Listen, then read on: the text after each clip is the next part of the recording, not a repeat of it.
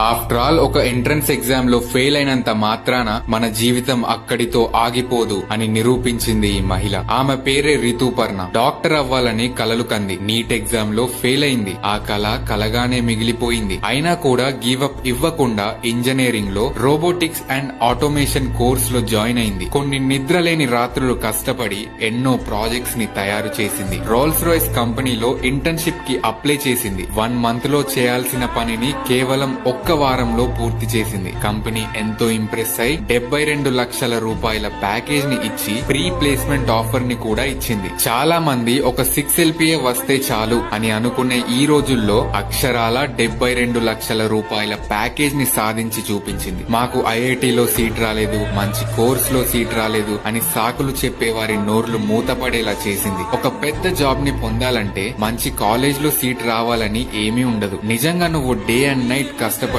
Opportunities అనేవి నిన్ను వెతుక్కుంటూ నీ ఇంటి గుమ్మం వరకు వస్తాయి.